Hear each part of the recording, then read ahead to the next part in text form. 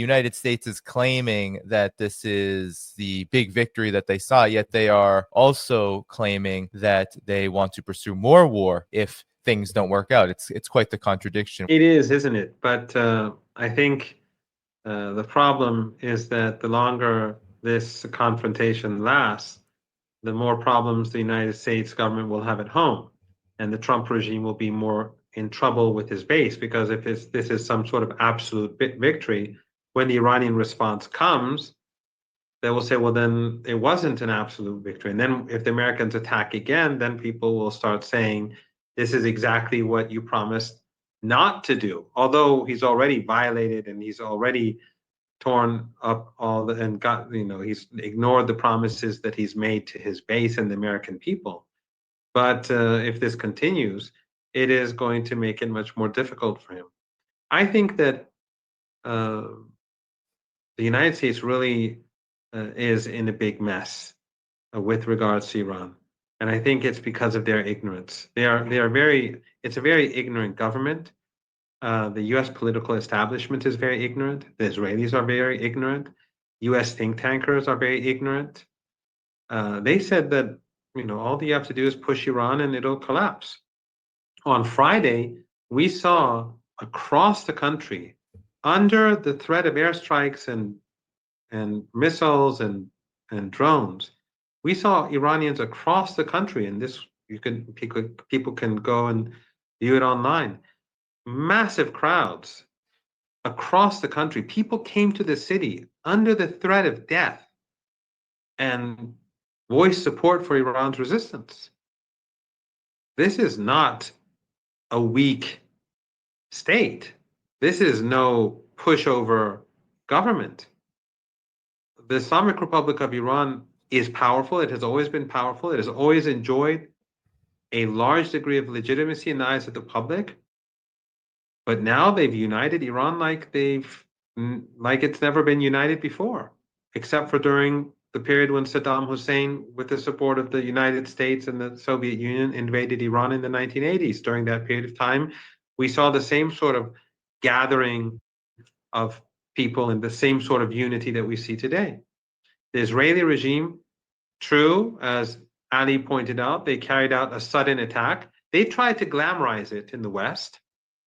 Glamorizing murder is what Western media does usually, for two reasons. One is they wanted to whitewash the Israeli regime for the crimes that it is now, as we speak, carrying out in Gaza. And today there was another massacre, a huge massacre of children being slaughtered every day, they want that to disappear. And then they want to, by demonizing Iran day and night, over the past week, the mass media, the corporate media, the legacy media, they want to distract attention away from that, and also to whitewash the Israeli regime and say the Israeli regime is doing a service to the world by attacking Iran. So corporate media is the same. I mean, it's a tool. They've exposed themselves during this Holocaust. And we saw how it's no difference. There's no difference between CNN and Fox News. There's no difference between the New York Times or the Washington Post or the Times of London or the Guardian or France 24 and Deutsche Welle. They're all the same. They're all the same. The narrative, the way in which they construct their narratives may be different, but the underlying objective is the same. So they demonized Iran in order to prepare the grounds for war. And so, by the way, did the head of the IAEA and the Board of Governors. We have to keep in mind that the IAEA is a Western-bound political body. It is controlled by the West, like all international institutions created after the Second World War. They have the majority. The West has the majority there. So they try to demonize Iran to prepare the grounds for an attack. The media prepared the grounds for the attack. Why? They all wanted to save Israel. They wanted to whitewash the Israeli regime and to save the regime. This is not about Iran's nuclear program. That's just an excuse, whether it's the nuclear program, whether it's human rights, whether it's animal rights, whether it's terrorism or whatever it is they say. These are all just tools and means for them to corner Iran, to hurt Iran, to help the Israeli regime, because the Israeli regime must rule supreme in West Asia and North Africa. But as I was saying, Iranians are united today. It's always been strong. As I said, the Islamic Republic of Iran has always had a high degree of legitimacy. And people and what the West has also done is that they've destroyed the worldview of the liberal elites in Iran. They've crushed it, because in the past, these people used to think that, well, maybe if we try to negotiate, or it's our fault, we should negotiate, and then if we negotiate with them in good faith, then things will sort themselves out. And we're the problem. We were negotiating, and they were plotting behind our backs. And then he attacked us.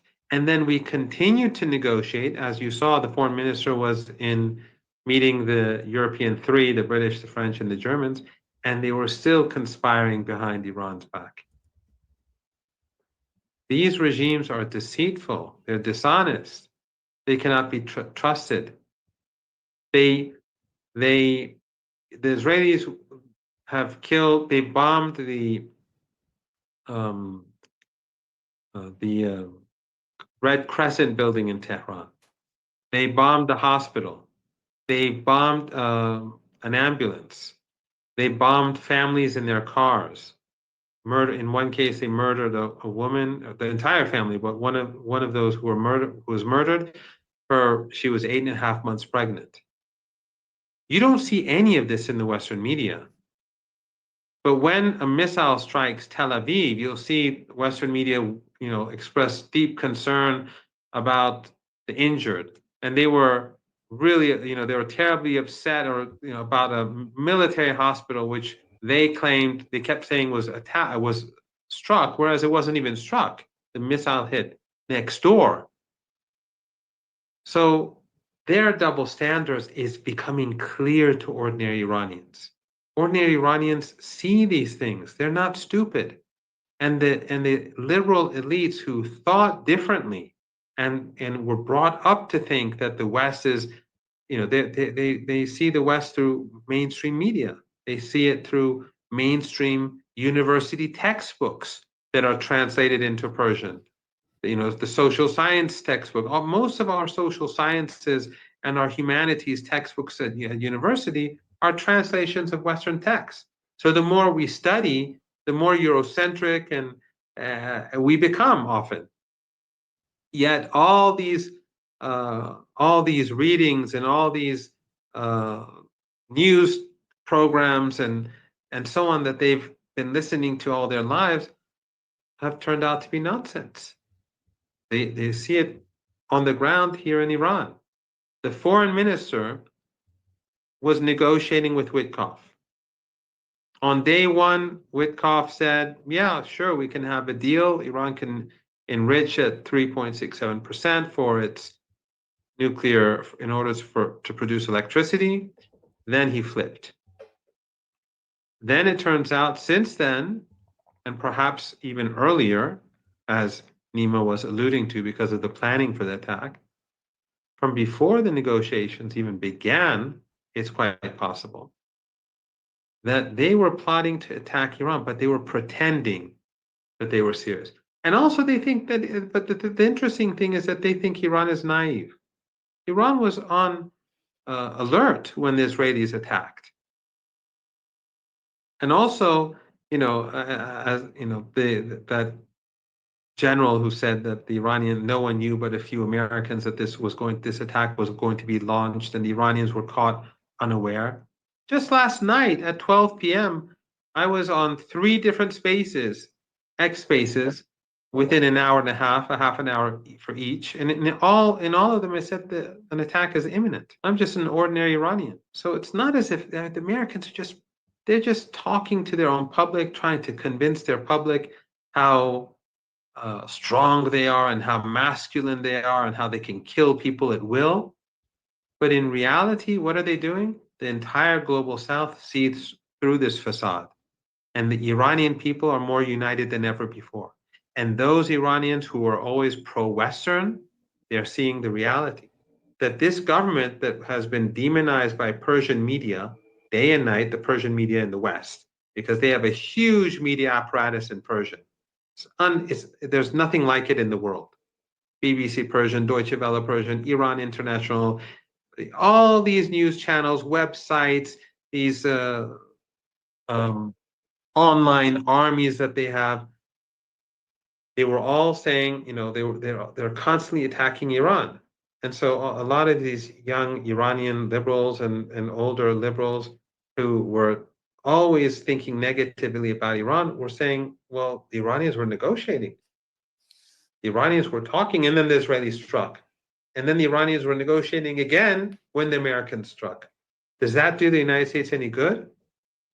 I don't think so. But going back to what Ali says, I think the focus will remain on the Israeli regime, but I'm sure that the Iranians are going to retaliate anyway. I have no doubt that the Iranians are going to strike the United States. I don't know how, where, when, but the Iranians are very careful. They calculate, they're not emotional, they don't just take decisions. Suddenly, if they wanted to make an emotional choice, they would have struck back last night. And we have to keep in mind that the Iranian ability to strike the Americans is far greater than its ability to harm the Israelis. This is something that ordinary people have to keep in mind. Iran is defeating the Israelis. There's no doubt about it. Otherwise, the Americans and the Europeans wouldn't be so worried about the situation, and the Americans wouldn't have gotten involved. But Iran is still beating them. Yet, firing missiles at Israel and firing long-range drones at Israel is more difficult than firing short-range missiles and medium-range missiles and medium-range and short-range drones at Americans in the Persian Gulf region. Those missiles are much more mobile. Those missiles are much more accurate. And Iran has a lot more of those. It has tens of thousands of missiles to hit Israel with, and tens of thousands of drones. So imagine what they have in the Persian Gulf. They've been preparing for potential war with the United States since the invasion of Iraq and Afghanistan. And even before that, but after that, they took it very seriously. So across the Persian Gulf, and that's why it's called the Persian Gulf, because they own one side of it. Across the Persian Gulf and the Indian Ocean, you have Iranian underground bases everywhere with all these missiles and drones. And those missiles and drones reach the other side within minutes. You won't have people like Nima watching the missiles pass over and for them to take 15, 20, or whatever amount of time, minutes to get there. They'll be there immediately. They'll destroy everything. And what do we have on the other side of the Persian Gulf? We have glass palaces. All those regimes are complicit because they host those bases. Qatar pays for all the expenses in its bases, the American bases there. They pay for it. The Americans, whatever they do, is paid for by Qatar. They're complicit, and they've always been complicit. None of these family dictatorships, none of them are sincere allies of the Palestinian people. Qatar is home to CENTCOM. Turkey is a part of NATO. Turkey and Aliyev and Azerbaijan, as we speak, continue to transport oil to Israel. As cities close to the border of Turkey and the Republic of Azerbaijan are being bombed inside Iran, they're continuing to fund or to export oil to Netanyahu.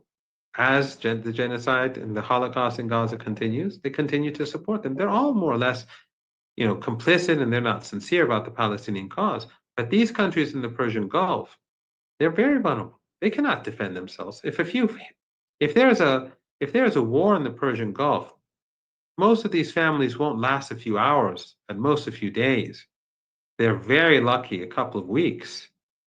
It'll be over very quickly. And then imagine what happens to the global oil market. The Iranians are the side that are behaving responsibly. The Iranians don't want a war. The only people who want war are the Zionists, Netanyahu, the neocons, and their fanatical allies well, they're Zionists too. Only these people want war. But if the regime in Washington, if the Trump regime continues down this road, that's what we're going to get.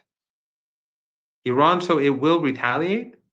It will be proportionate. It will be a retaliation which deters further aggression, but they will retaliate. But the focus will continue to be on Palestine, and we saw that this morning. The Iranians taught Israel a good lesson today. They were unable to defend themselves. They're anti-missile, and the Iranians are, for the most part, using older missiles. Just this morning, they used a few, I don't know how many, a couple maybe, advanced missiles that they haven't used before. We're obviously concerned about what happened yesterday, what's happened since June 13, what happened this morning, what may happen in the immediate hours and days next. But I just kind of want to pan out and look at the longer term picture for Israel. No matter how this military confrontation plays out, it seems to me that by launching this attack against Iran, Israel, in a sense, has sealed its own fate, because what future is there for Israel in this region? I'm reading reports in the Israeli media this morning about how Israelis are flocking to Egypt. They're passing through the Taba crossing into Sinai in order to escape from the country. There's a report in Haaretz, the Israeli newspaper today, about where they interview some of those people returning to the United States, some who have never been to the US, but they have relatives there, so they're leaving. They talked to one man who is returning to Russia. And also, apparently, many are leaving through Jordan because flights are still operating from Jordan to other parts of the world. So they're trying to get out. And the Israeli government, which is allowing limited operation of aviation to bring Israelis home, but not to allow them out. So the Israeli government has banned Israelis from leaving the country by air. They're allowed to leave through the land crossings, but they're not allowed to leave by air from Ben Gurion Airport, ostensibly for their own safety. But, Israelis who want to leave are making the choice that they would rather take the risk of flying out of Ben Gurion Airport to Larnaca in Cyprus or to Athens or to wherever they might go on from there, that would be much safer than staying in Israel as it's bombarded by missiles. And the Israeli government has even set up this so-called exceptions committee, so that if you're an Israeli who wants to leave the country, you have to apply to a special government committee who will decide whether you're worthy to leave the country, whether you have a good enough excuse to leave the country, whether it's medical or whatever. And so look at the irony here. For decades, we've been told this propaganda that Israel is necessary. It was necessary to ethnically cleanse and murder the Palestinians so that Jews could have this one safe spot on earth that they could escape to truly be safe, because they weren't safe anywhere else. And the reality is that Israel, thanks to the behavior of the Zionist regime, is the single most dangerous place on earth for Jews by far. And Jews in Israel who want safety are trying to get back to the United States, back to Russia, back to Europe, through Egypt, through Jordan, through these countries where we're told people are so hateful and hate Jews so much that Jews wouldn't even be safe there, notwithstanding the fact that their governments have treaties with Israel. But we're told that the people are so hostile, and yet still Israelis prefer to leave through Jordan and Egypt than to stay in the most dangerous place on earth for Jews. And if we go back to this Israeli military cyber park that was attacked by by Iran on Friday in Beersheba and Beersheba, This is a major Israeli military installation, cyber warfare installation, with major IDF cyber command structures there. But it was also intended as this sort of technology park to integrate the military with the high-tech industry and all the startups. In other words, using all these civilian companies as human shields for the Israeli military. That would be one way to put it, but also to encourage foreign companies to invest in Israel. So one of the companies that's there in that cyber park, and we all saw videos of fires raging near its building, is Microsoft, which, as we know, thanks to current and former workers at Microsoft, is deeply involved in the genocide. But other US companies, high-tech companies, also have offices there, including IBM, including Motorola, and a whole list of others.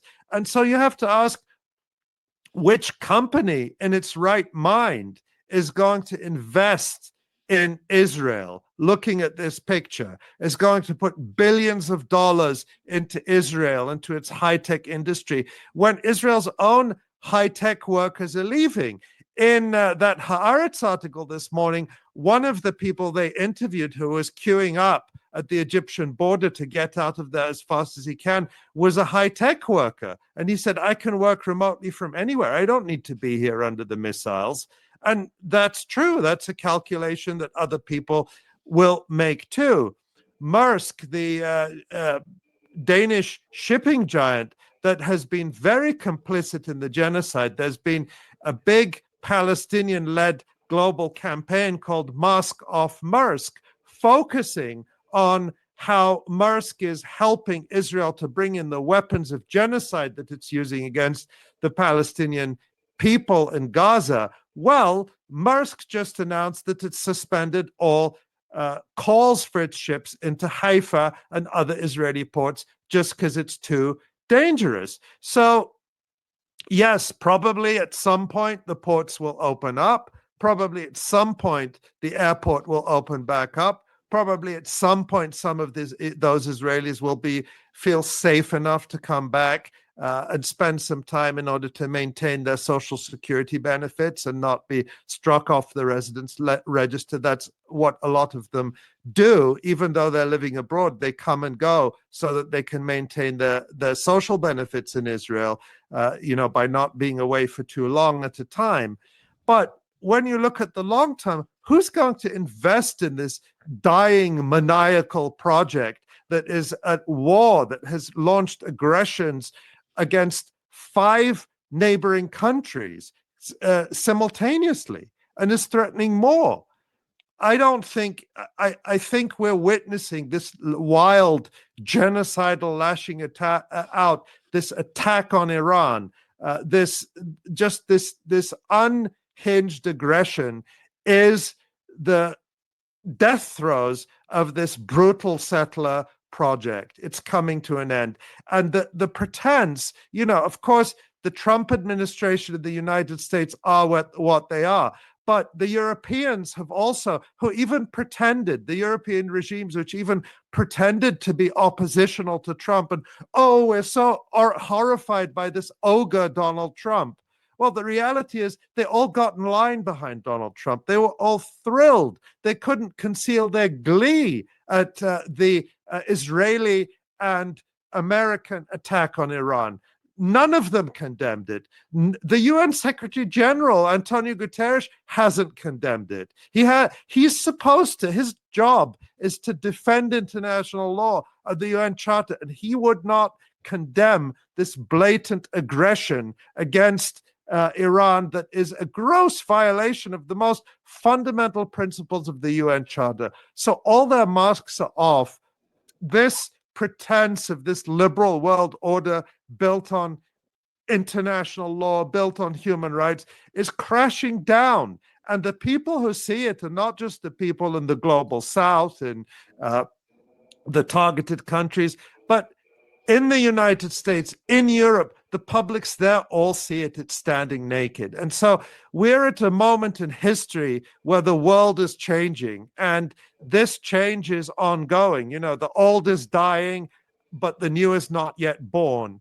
That's definitely a phase we're in. And we all have to hope and work for that, despite the horrific suffering that these powers can inflict on people, that what is born is a better world, and one in which power is held by people in sovereign nations and independent nations, and not by these empires that believe that they have a God-given right to rule the planet in their own interests. That world has to come to an end, and something more just and better has to be born out of this.